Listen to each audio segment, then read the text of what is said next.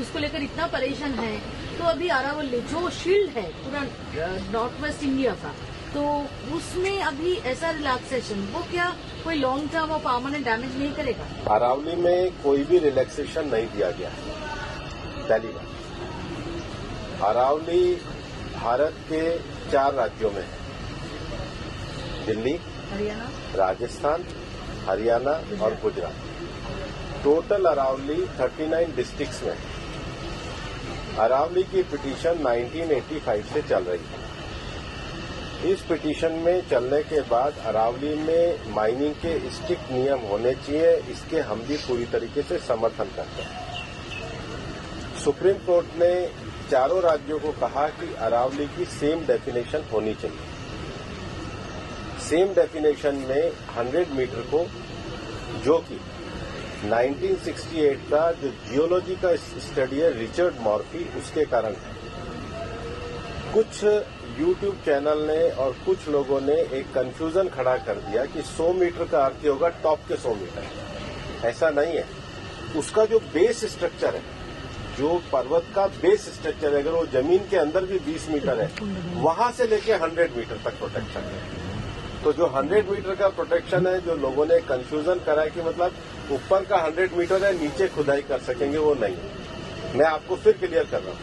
100 metre का अर्थ है top 100 metre से बॉटम के अंदर तक जो उसका पूरा फैलाव है। पहाड़ी तो ऐसे होती है, तो उसका बॉटम तो बड़ा होता है, जहां तक उसका बॉटम जाएगा वहां से लेके 100 मीटर तक प्रोटेक्शन है। और अगर एक पहाड़ी और दूसरी पहाड़ी के बीच में 500 मीटर का गैप है, तो वो जमीन भी अरावली रेंज मानी जाएगी। इस डेफिनेशन के आने के बाद 90% से ज्यादा एरिया प्रोटेक्टेड एरिया में आ गया।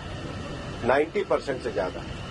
मेरा ये स्टेटमेंट लिख लीजिए, टोटल अरावली का एरिया 1,47,000 स्क्वायर किलोमीटर है।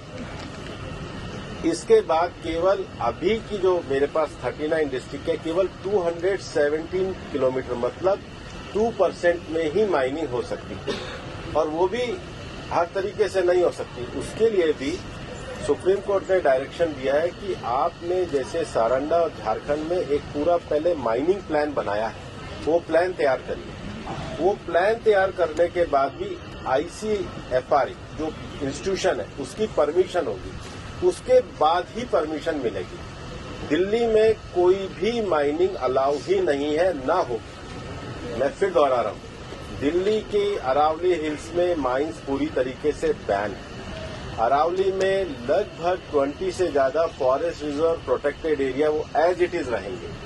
तो reserve area, protected area, even 100 meter भी पहले क्या होता था, जो लोगों ने करा था कि टॉप को छोड़ के नीचे खुदाई करते थे, तो वो एक तरीके से उसके चारों तरफ करते थे। अब वो भी नहीं कर सकेंगे। तो मुझे लगता है सुप्रीम कोर्ट ने जो निर्णय दिया है, ministry of environment, survey of India, geological survey of India, और जियोलॉजिकल सर्वे ऑफ इंडिया में जो इंटरनेशनल स्टैंडर्ड है रिचर्ड मॉर्फी, उसको दिया।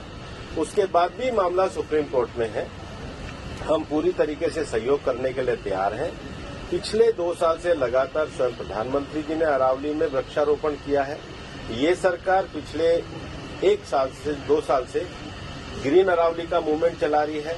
मैंने खुद ने पिछले दिनों उदयपुर में सारे डीएफओस की, मतलब चारों जिलों के 39 डीएफओ की मीटिंग करी है। हम हर डिस्ट्रिक्ट में अरावली की नेटिव स्पीशीज का एक नर्सरी लगा रहे हैं। हम ग्रीन अरावली के लिए प्रतिबद्ध हैं। ये एक झूठ फैलाया जा रहा है। और सबसे बड़ी बात है कि ये जो रिपोर्ट है, ये 2006 से राजस्थान में ऑलरेडी लागू है। इसमें कुछ भी एडिशन नहीं किया गया, बल्कि अरावली के टॉप से लेके और जमीन तक, मतलब जमीन से पूरा ऊपर 100 जो स्ट्रक्चर है, वो सारा प्रोटेक्टेड की श्रेणी में आता है। सर, मैं ask you one more question. Sir, जैसे टाइगर, उसका तो कोई बाउंड्री नहीं है, उसका कोई